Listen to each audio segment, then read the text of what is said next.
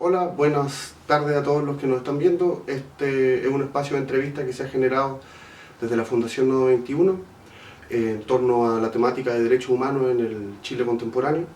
Ahora tenemos la suerte de contar con un invitado muy interesante, don Nelson Aramburu, que es actualmente uno de los coordinadores del Comando Unitario de ex prisioneros políticos y familiares. Nelson, para empezar la entrevista quería preguntarte si nos podías contar algo con respecto a ti, cómo llegaste a ser coordinador y un poco de tu historia personal. ¿Qué tal? Muy buenas. Agradecido por la invitación a dejar este breve testimonio a través de una entrevista con la Fundación Nodo 21. Los sobrevivientes de prisión política y tortura, de los cuales yo formo parte, somos uno de los sectores rezagados de la sociedad chilena. Somos un sector que permanentemente se fue dejando de lado. Y en un primer momento, cuando se negocia esta transición a la democracia desde la dictadura a una democracia acotada, a una democracia en que todavía era muy importante el tema de la seguridad nacional y el modelo económico, nosotros, los sobrevivientes de la prisión política, la primera prioridad que fijamos fue establecer el destino de los compañeros presos políticos que no sobrevivieron. Con eso nos referimos específicamente a los compañeros detenidos desaparecidos, muchos de los cuales murieron en las torturas, nos consta porque estábamos ahí, y a los compañeros ejecutados en distintas situaciones.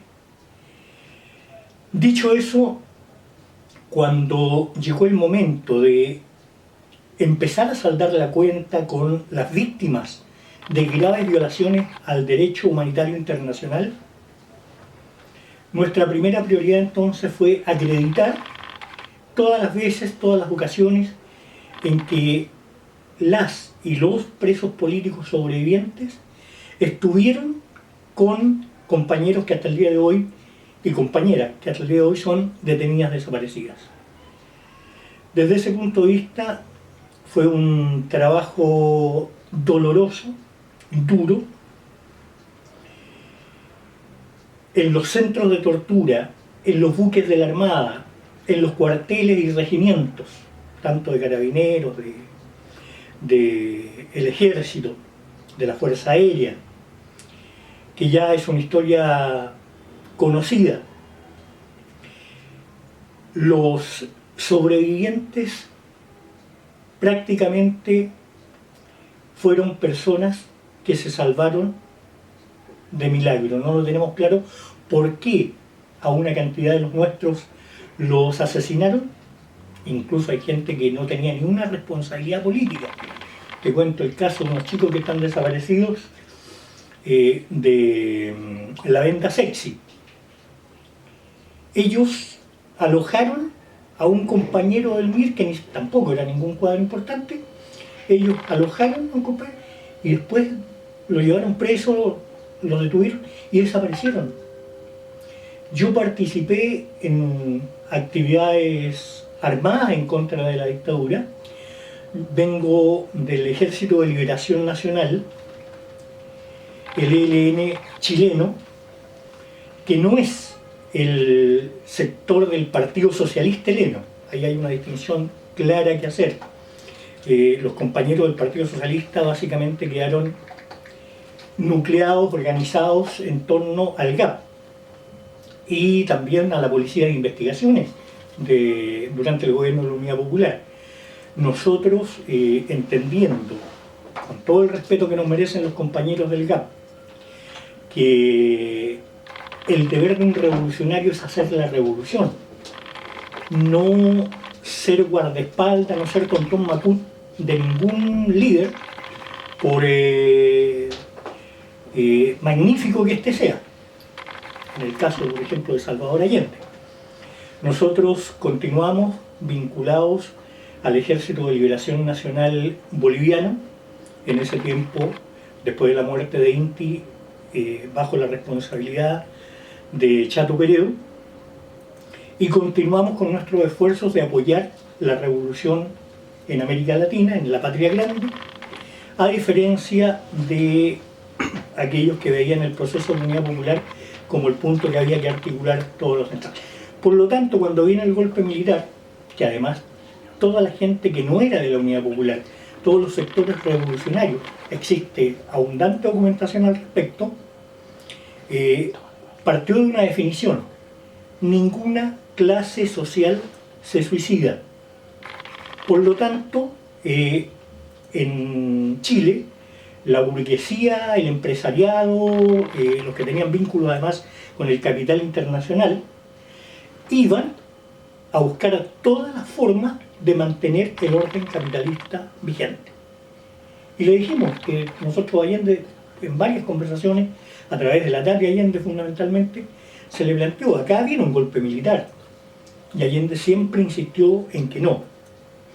La Armada, el Ejército, la FAS, son organizaciones plenamente democráticas en el sentido de estar subordinadas al poder político, al poder civil. La historia, desgraciadamente, nos dio la razón. Con un elemento central, hubieron, y esto es importante porque no se ha destacado lo suficiente, hubieron militares de izquierda, hubieron militares comprometidos con la defensa de la soberanía popular, no solamente durante el gobierno de Allende, sino antes. La misma República Socialista de 1932 es una clara muestra de ello.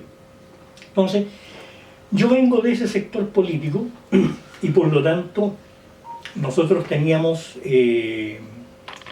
una cierta capacidad para continuar operando en la clandestinidad. Y mi caída en particular se produce en el mes de octubre del 74. El 10 de octubre del 74 soy detenido por un equipo conjunto de la DINA y de la Brigada de Asaltos de la Policía de Investigaciones, lo que es actualmente la PDI, con equipos a cargo del Chueco Viedo, uno de los peores torturadores que ha tenido la PDI en su historia, que fue el que después desarmó todo el equipo que atentó contra Pinochet en el año 86. O sea, desde ese tiempo el tipo ya era uno de los duros de investigaciones y asesoró a la DINA porque nosotros éramos un sector un tanto más especializado, no éramos compañeros que solo participábamos en los sindicatos, en las CAP, en los cordones industriales, cosa que también hacíamos. Yo vengo del cordón Vicuña Maquena, trabajaba en industria electrónicas Maxwell hasta septiembre del 73. En ese contexto participo en el primer asalto a banco en dictadura. Y fue una operación pensada para, como definimos en ese momento, tocarle los huevos al tigre. O sea, demostrarle que en dictadura no era tan el nivel de militarización que ellos habían impuesto, no era impermeable a las acciones nuestras. Razón por la cual asaltamos a las 11 de la mañana, de un día de semana, un día jueves, el Banco Chile, ubicado en San Antonio, con huérfanos, en la sucursal Huelén del Banco Chile que está en un subterráneo. ¿Y por qué operamos en esa esquina en particular? Porque ahí llegaban las camionetas de la DINA que se establecían para bordotear en el perímetro. Es decir, que sacaban prisioneros y prisioneras de los centros de tortura para que fueran a reconocer compañeros en el centro. Entonces nosotros queríamos ahí establecer un punto de choque de combate. Para, bueno, a lo mejor otro hubiera sido la historia. El punto es que cuando sonó el primer tiro, todas esas camionetitas, según nos cuentan los compañeros que estaban de contención afuera, las 3 camionetas de la DINA y un auto que había, se subieron corriendo, asustados como ratas, y rajaron. No quedó ninguno de estos superhéroes a ver qué pasaba. Entonces, nosotros nos forjamos en la tradición de darle, de combatir, de pelear, con las armas en la mano. Y la reivindico como una forma de resistencia popular absolutamente legítima a una dictadura militar que estaba secuestrando masivamente a chilenos, torturando a la mayoría y asesinando a una gran cantidad. Desde ese punto de vista, caigo detenido el 10 de octubre del 74, soy identificado, digamos, porque actuamos a rostro descubierto, ya tenían antecedentes míos, yo había estado detenido incluso en el periodo de la Unidad Popular, junto a otros compañeros del MIR, del Partido Socialista, de la BOP, del movimiento Manuel Rodríguez, el primer MR2, la FARC, que también venían del Partido Socialista. Entonces, todo eso me transforma en un prisionero político de la dictadura.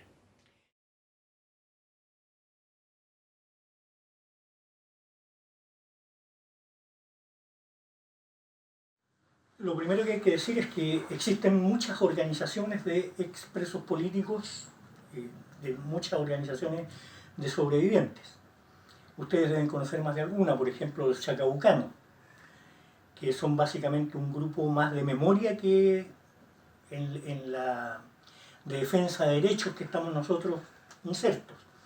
Existe otra agrupación, que en realidad es una ONG, con la que nosotros hemos tenido muy serias diferencias, porque ellos centran el tema de la reparación en el tema platas.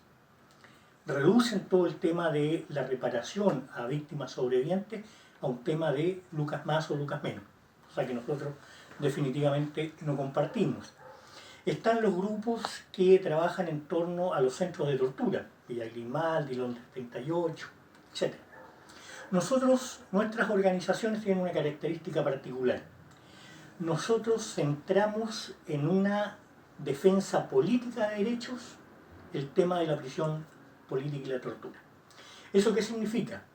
Significa que no le vamos a pedir al Poder Judicial, lo hacemos igual, porque corresponde, pero no le vamos a pedir al Poder Judicial que resuelva un tema político. No le vamos a pedir a los organismos internacionales que nos resuelvan el tema en Chile. Nosotros le pedimos específicamente al Estado de Chile que asuma la deuda pendiente con los sobrevivientes de prisión política y tortura. Ese es el centro de nuestra lucha. Nosotros nos relacionamos con el Estado a través de los gobiernos de turno. Y ahí no ponemos la plataforma al final, ponemos la plataforma al principio, porque es lo que nos permitió consensuar entre distintas organizaciones. Por ejemplo, la Organización de los Compañeros Socialistas, que es la Brigada Socialista de Expresos Políticos, la BEPS. Está la ANEX-PP, que es Agrupación Nacional de Expresos Políticos, que básicamente es de los compañeros comunistas. Hay una segunda ANEX-PP histórica, que no es del comando, pero que también trabaja con nosotros en la mayor parte de los temas, que es una escisión de esta agrupación del PC. Tenemos, desde ese punto de vista, muchas organizaciones distintas.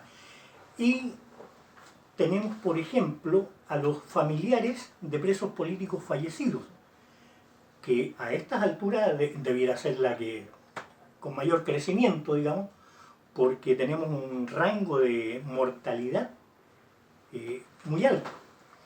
Y está también dentro del comando unitario la agrupación de ex menores víctimas de prisión política y tortura, es decir, los niños y niñas que estuvieron en centros de tortura, campos de prisioneros, etc., solamente porque eran hijos de. Y para nosotros eso era un fenómeno que no vimos hasta el año 2004, cuando se hace el proceso de calificación. Y aparecen jóvenes que dicen, bueno, yo estuve preso, pero usted no es militante, nada, pues compañero, nosotros los viejos somos ahí pesados.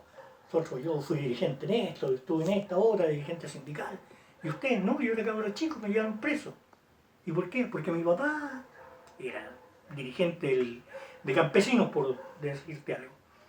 Y ahí empieza a surgir, y lo que nosotros pensamos además que era un grupo reducido, era muy alto. La cantidad de niños y niñas detenidos, muchas veces para presionar a los padres que andaban clandestinos, es muy alta. Bueno, pero todas esas organizaciones confluyen en un momento determinado, exactamente el año 2003, cuando está el gobierno de Lagos, con Insulza de ministro del Interior, el Panzer ahí a cargo, y las distintas organizaciones le dicen al gobierno que ya basta de dilatar esta situación, que hay un compromiso programático de los partidos de la concertación que se convirtieron en gobierno en saldar la deuda en derechos humanos a partir del año 90. Estábamos en el 2003 y no había pasado nada, 13 años. Ricardo Lagos e Insulza, en principio muy cerrados, ¿no? Dicen acá hubo reparación con la RETIG, ya hasta ahí llega, o sea, la reparación a detenidos desaparecidos y ejecutados, de la cual el 95% de los testimonios son testimonios de los expresos políticos, porque nosotros dimos fe de que ellos estaban.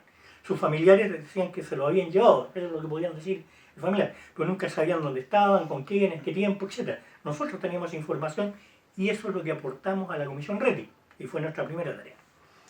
Pero el tema de la reparación a los sobrevivientes, además que no es que se nos ocurra, sino que existe una legislación internacional, el derecho humanitario, que dice que tiene que haber a las personas que han pasado por esta situación una reparación adecuada, oportuna y eficaz, y que tiene que ser reparado el daño causado a la víctima y a su familia, cosa que hasta el día de hoy en Chile no pasa.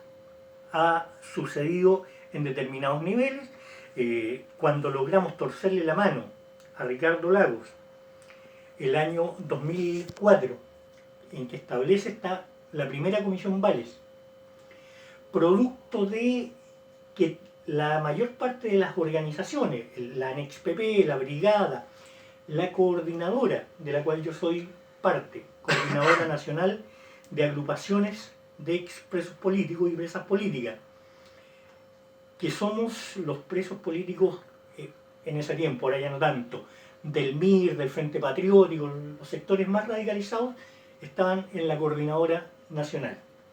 Ahora en todas nuestras organizaciones se ha producido una homogeneización, hay de todos los partidos, de todos los grupos, porque son conformaciones territoriales. Como operan en distintos territorios, entonces ahí llegan todos los compañeros que están por esta vía política de exigirle al Estado reparación. Dicho eso, se firma un protocolo el año 2003 entre la ANEXPP, la Brigada, la Coordinadora y los menores, las primeras 4 organizaciones. El tema es que está entonces en ese primer protocolo la ANEXPP, la Brigada, la Coordinadora, los exmenores y la agrupación de familiares de expresos políticos fallecidos, que concuerdan un protocolo en base a la plataforma. Y esa plataforma, que es la primera que se consensa, hay todo un proceso ahí diciendo, bueno, ¿qué es lo que estamos pidiendo en concreto? ¿Qué es lo que nos une en esta lucha a los sobrevivientes?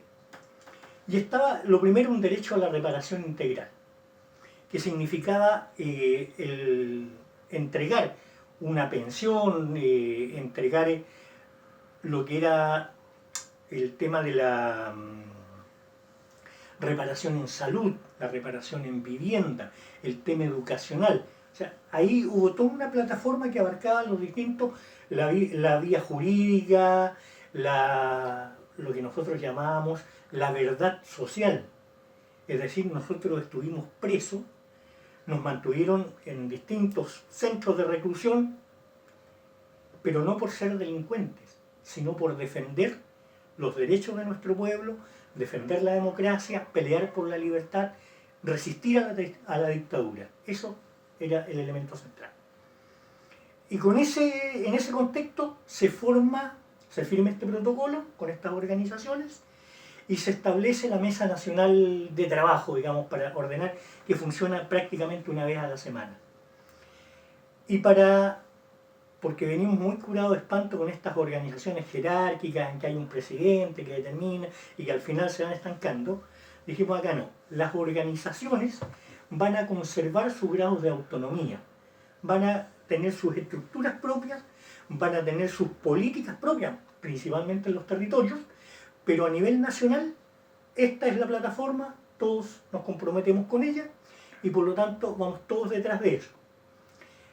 Y se estableció desde el 2003 hasta esta fecha, y en general sí ha funcionado, un sistema de coordinación.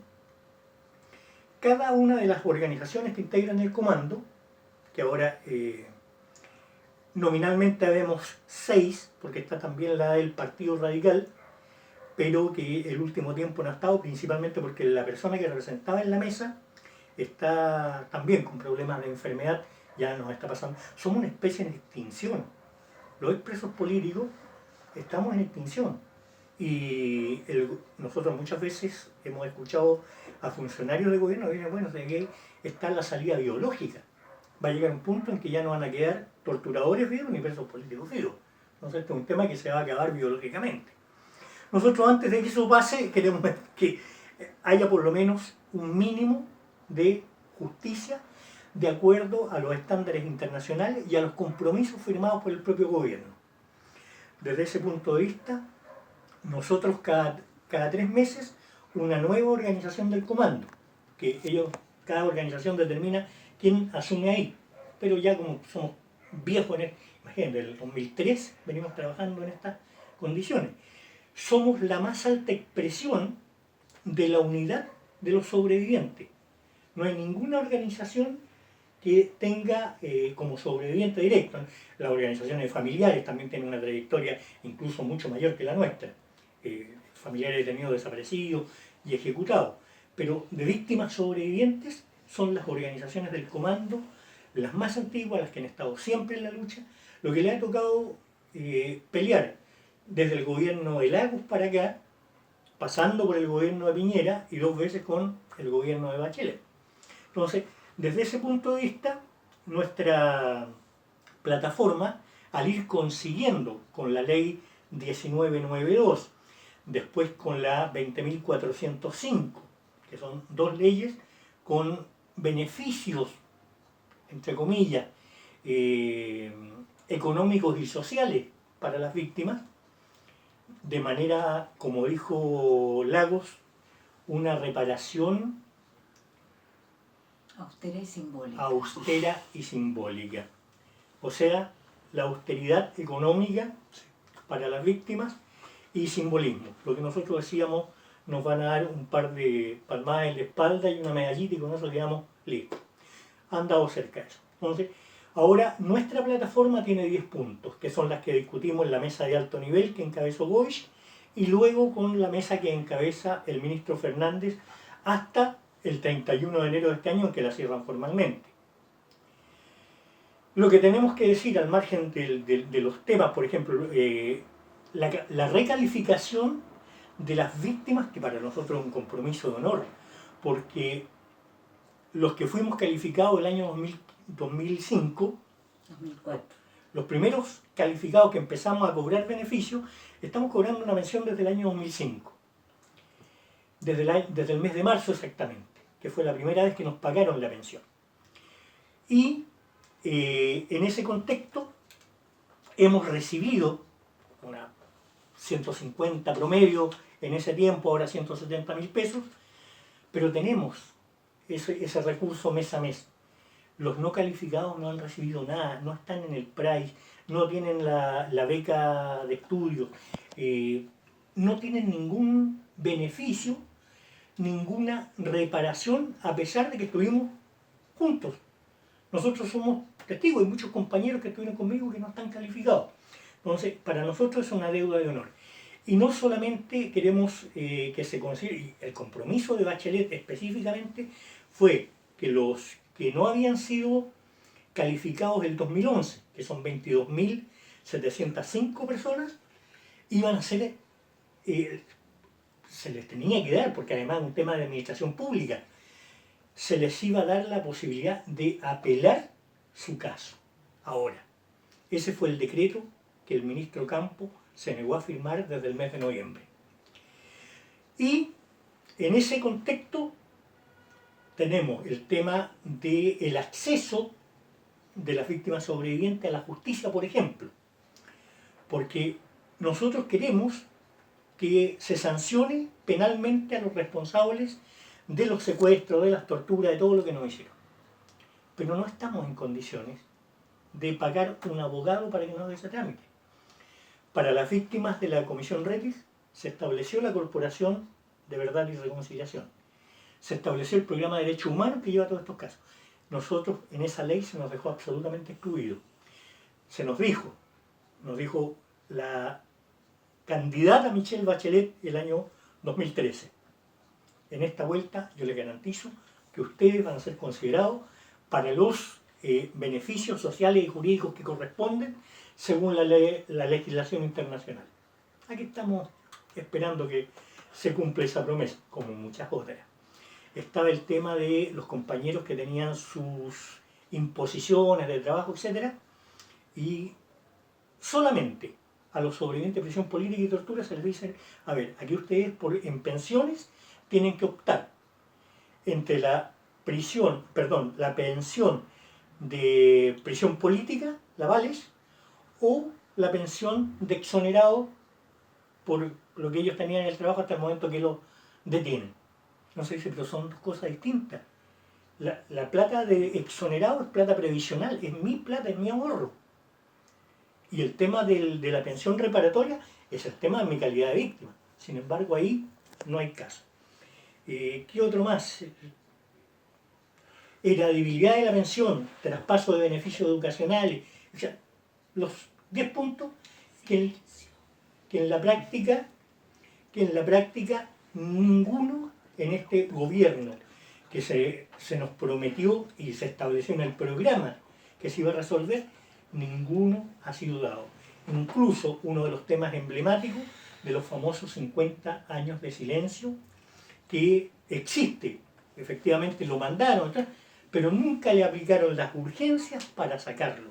Los 50 años de secreto que le impusieron a nuestros testimonios y que son absolutamente una maniobra de impunidad negociada entre Lagos y este señor Cheire, que está procesado por torturas.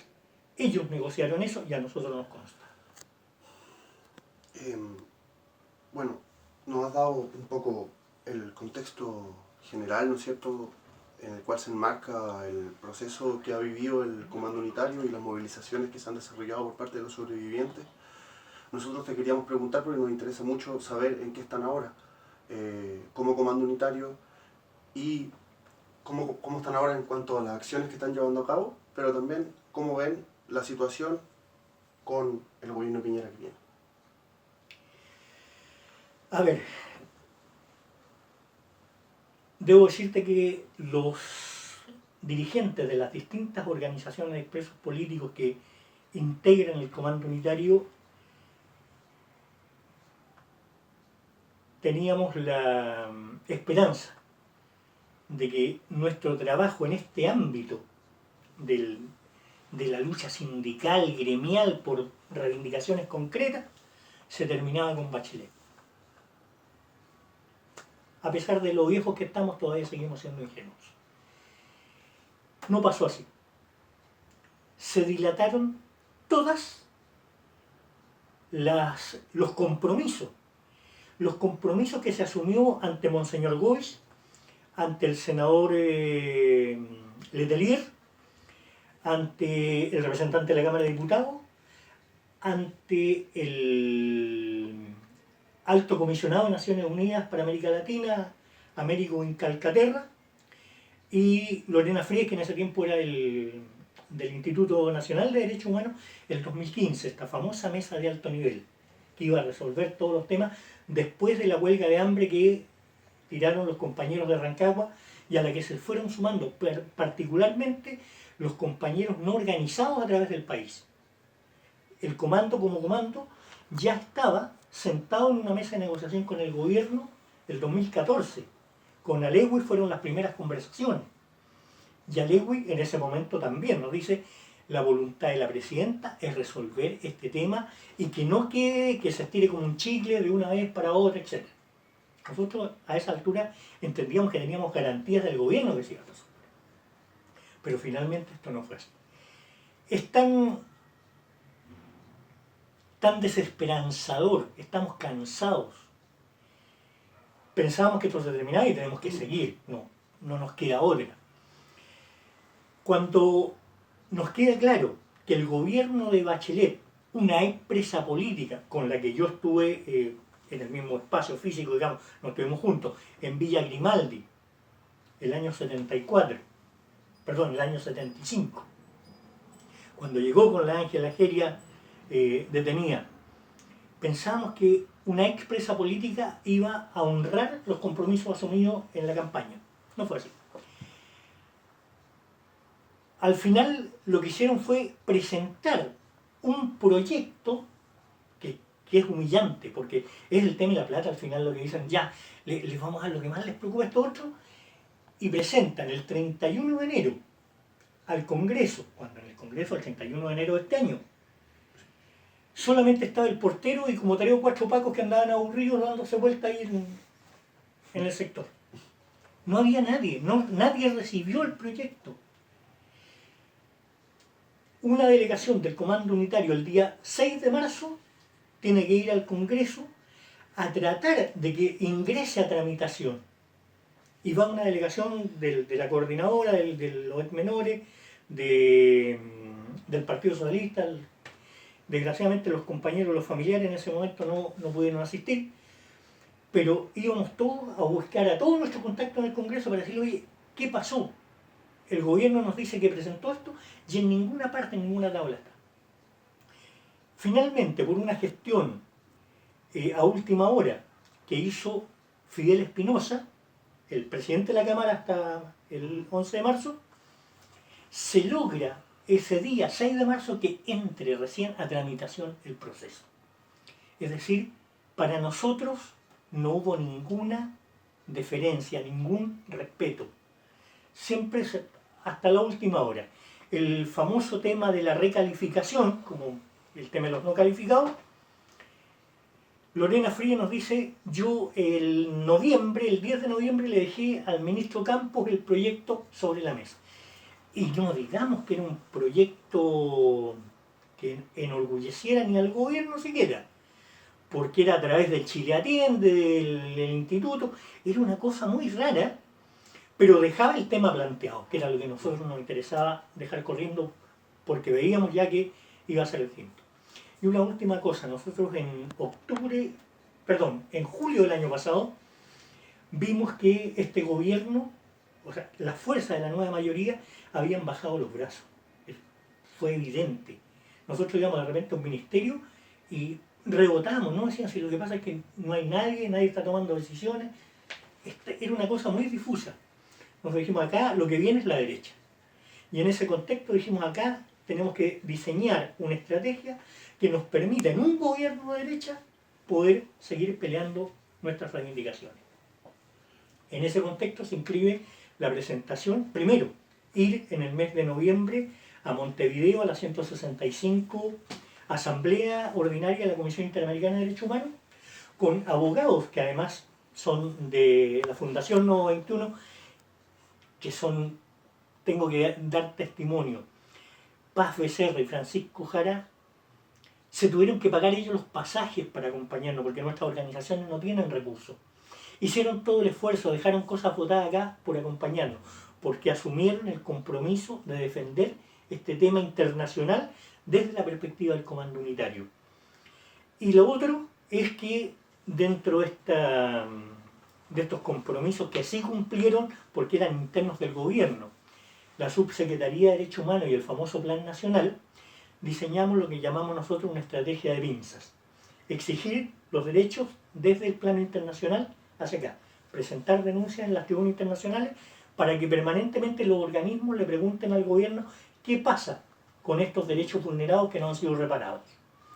Y de parte del Plan Nacional, en que están todas nuestras temáticas, están todos nuestros puntos, como se supone que el Plan Nacional es exigible, nosotros nos encargaremos en todas las regiones, a nivel central, en el Parlamento, de exigirle al gobierno del señor Piñera, que tiene un ministro de Justicia que realmente no nos da ninguna garantía, o sea que al señor Larraín, que es miembro activo y muy decidido de estos amigos de la colonia Dignidad, con toda la carga emocional que significa colonia Dignidad como centro de tortura, como campo de exterminio, como violación de menores, y que el ministro esté comprometido con este proyecto nazi en el fondo, de la cual la expresión que tenemos actualmente es CAS, que él defiende indudablemente todo esto y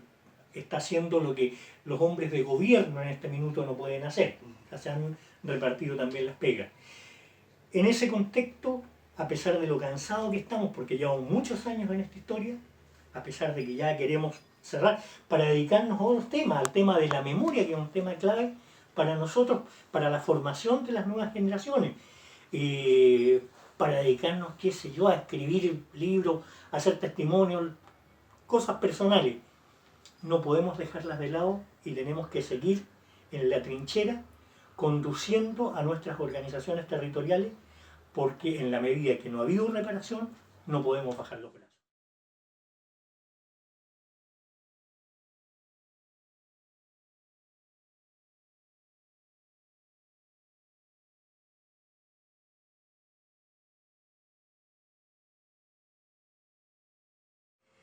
Para los pueblos, para las sociedades que salieron de una dictadura, como es el caso de nuestra formación social chilena, el tema de la memoria es un tema relevante, es un eje de construcción de sociedad. Sin entender qué es lo que pasó con la lucha por derechos que dieron nuestros antecesores, nuestros antepasados, nuestros ancestros, como dicen ahora en Netflix, no vamos a entender cuál es la relación entre el poder y las clases dominadas. Cuando la dictadura quema libros, arrasa con las filmaciones en Chilefilm, en todos lados, lo que estaba tratando de hacer es precisamente borrar la memoria de las luchas, borrar la memoria de las tradiciones, borrar lo que era ese espacio de encuentro del barrio, de la familia, de lo que se fue construyendo Chile de los años 50, digamos, en adelante, con la construcción ya del capitalismo como formación social. Ese legado la dictadura necesitaba romperlo, romper la solidaridad entre iguales. Era clave para el proyecto de dominación. Cambió el paradigma del apoyo, de la solidaridad entre los pobres, por ejemplo, a el individualismo. Aquí cada cual se rasca con sus uñas, cada cual pelea por lo propio, por su grupito, por la familia, y se olvida del resto. Ese es el paradigma que nos trata de imponer la dictadura y el modelo neoliberal que tenemos hoy día su expresión más dura en el gobierno. Por lo tanto, la lucha por la memoria, por recomponer lazos sociales, es una urgencia, es una necesidad, y a nivel de sobrevivientes de prisión política y tortura hay muchos grupos que están trabajando en este tema. Memorial del Cerro Chena, los compañeros en Valdivia que lograron que les traspasaran la cárcel, declararlo como patrimonio, lo que estamos haciendo en Valparaíso con el cuartel de seguridad Silva Palma, con la cárcel de mujeres del Buen Pastor. Es decir, todos estos hitos, estos mojones en el camino de las luchas, de la represión, del sufrimiento, creemos que es importante recuperarlos para poder mostrarlos, poder entregárselos, hacer el recambio en la carrera con las generaciones que vienen. Porque la única forma de que van a entender las condiciones de vida en que están hoy día es a propósito de las luchas que se dieron. Nadie entiende el tema de las 8 horas de trabajo si no habla de los obreros anarquistas que fueron colgados o de las compañeras que fueron quemadas por defender este horario de trabajo. Son elementos centrales para valorar lo que son las condiciones actuales en comparación con el pasado y la necesidad de defender en este hoy en el que estamos parados lo que son nuestros derechos esenciales. Cuando, y ahí hay un tema central que Aide siempre nos recuerda, que ella se niega, lo mismo que nuestra compañera Ileana Vidal en Valparaíso, se niega a hablar de víctima. No, dice, yo no soy víctima. Lo dice además con algunos epítetos que nos ponen colorados. Yo soy luchadora social.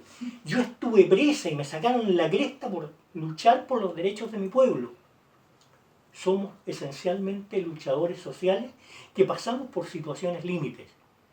Y eso es lo que recogemos. Ese es el legado de los luchadores que nosotros recogemos y que además queremos traspasar. Ese es el sentido, para hacértelo de corto, de la memoria para nosotros. Y para mí en particular. Nelson, una última cosa.